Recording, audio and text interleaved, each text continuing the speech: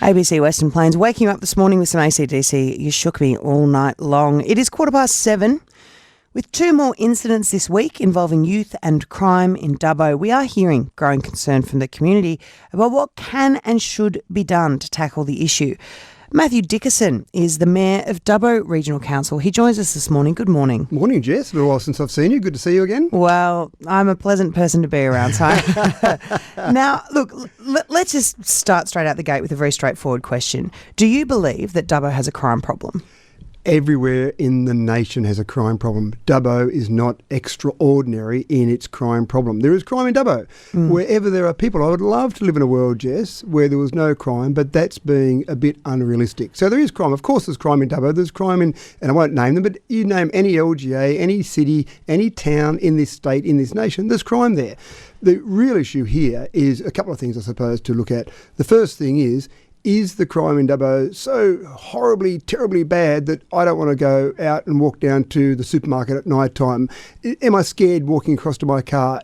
Are we in fear as we walk around the streets of Dubbo? And I don't think we are. Well, people might be walking to their car and finding it not there, because it does seem that we've had a really big spate of automobile-related crime, and it usually ends up in a torched car. So we haven't had a really big spate of crime, stolen cars. So why do you think people feel like that? Hold on. The state has. The state has had it. And our bump in stolen cars is actually less than the state. So I just grabbed some stats, and I rely on Boxar. When I look at my data, I rely on Boxar. I don't rely on people who contact me, and they do, and say, hey, I just had my car stolen, what can you do about it? And that's an anecdote. And the plural of anecdote is anecdotes, not data. I have to rely on data, keeping in mind that, of course, council doesn't control the police, doesn't control the court system, in fact, doesn't control anything to do with crime, but we still work with those various components of crime. And I still live in this city. I love this city, fifth generation in this city. I don't want to see more crime than necessary. But if you look at things like, for example, motor vehicle theft across the state in the last quarter, these are last quarter stats, went up by 4.6%. In Dubbo, went up by 0.3%. So, yes, it's a problem still, but it's a bigger problem across the state. So Dubbo is not jumping out of the block saying, we're dramatically worse than the rest of the state. Mind you, I'd rather see motor vehicle theft at zero. But again, that's being unrealistic. So, Mr. Dickerson, why do you think the community is feeling like the problem is bigger than the data suggests? It's never nice to have crime inflicted on you personally.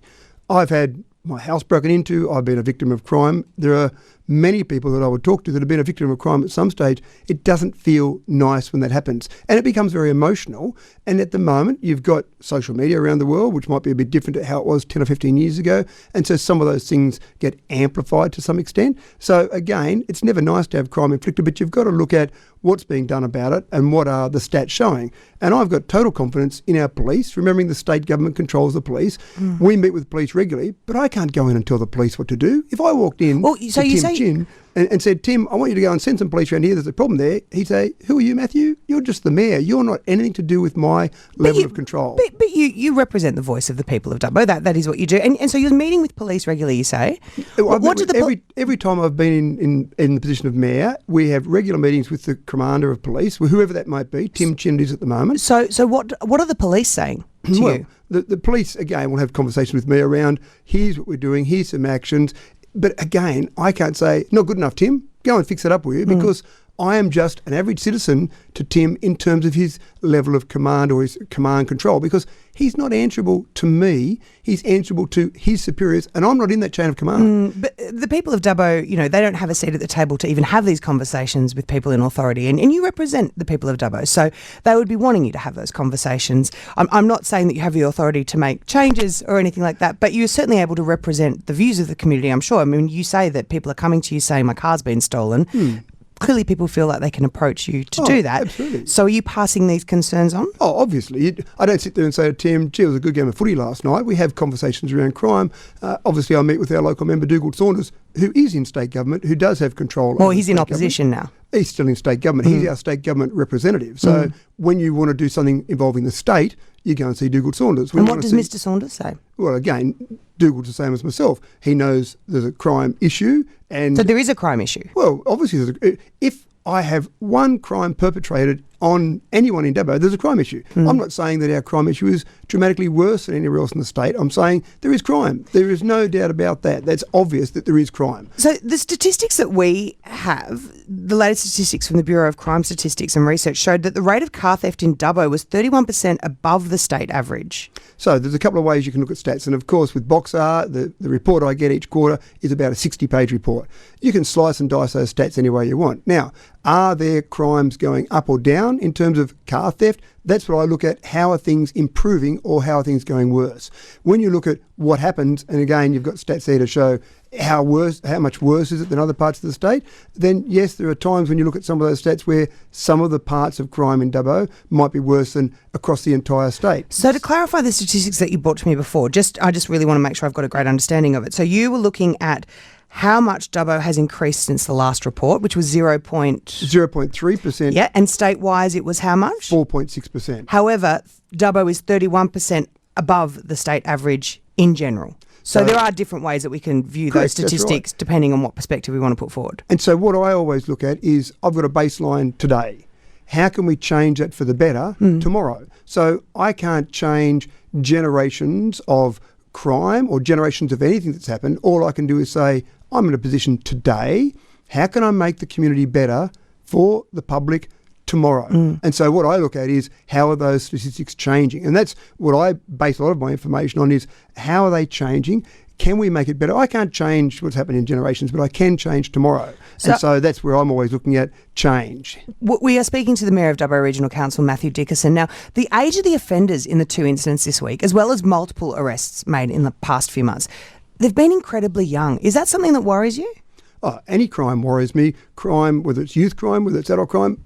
If I have my car stolen, I don't really care whether it's been a young person or an old person or a male or a female. But I feel like with youth crime, there's an added, I mean, everyone's frustrated. They don't want to be a victim of crime, but there also just is such a waste there with young people. Like, how do we redirect that? How do we help them? And is there a place for the council to step in to try and help the youth, move away from acts of crime and vandalism and towards something else? Yeah, so there's a couple of things there. Again, I emphasise that police is under state government control and the sentencing laws. And a lot of people say to me, why don't you lock them up for longer, Matthew? Well, that's lovely, but I'm not in control of the sentencing laws. Again, the state government is. But what we do as a council is we bring agencies together. We don't control the agencies, but there are many non-government agencies, NGOs in Dubbo that are involved around crime. There are many government agencies that are involved around crime. So that's when it comes to punishing the young people. And I understand that a lot of people will be calling for that. But I'm talking about almost more preventative measures. If there are activities, if there are groups, if there are things that young people can do in these areas.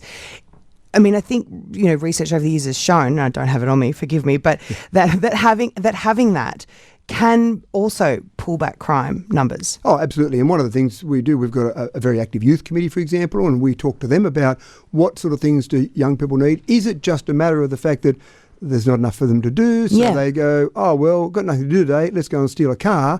Or is it something where they're being directed by some older people to do it? I don't know the answers to those, and I'm not a crime expert. So what you've always got to do in the community is look at how you can make things better for the community. So we do have some processes coming up as well, which we had in the past as well, but we've got a working together toward a safer community concept with some workshops coming up. We've got some agencies coming along. One of the things that we can do, which we shouldn't have to do, but we are doing, is getting these various agencies in the one room together and talking. And I've done that in the past before. I actually chaired a committee where we had all the different agencies in the room and we just had them talking together. Now, they're state government agencies or they're getting funding from state government.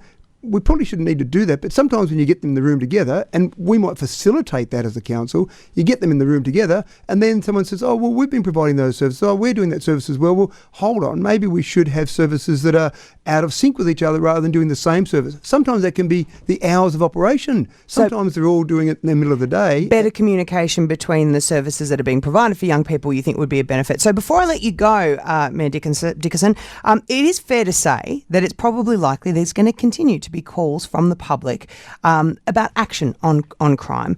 What is your message to them? The two messages. One is send that message to the people who can make change. The state government is where the change has to occur, can occur. So take your concerns to our state government representatives. We've got 3 levels of government. We've got those 3 levels of government with specific duties in each level of government. Take those concerns to the people that can make the change. That's the first message. Second message is we do lots of things behind the scenes. We have lots of discussions and meetings, but we can't be the ones leading the charge because we just don't have the powers to lead the charge. But rest assured that we don't ignore the problem. We don't say it's not our problem and wash our hands of it, but we take the action where it's necessary, which is behind the scenes in those discussions to try and bring those different groups together.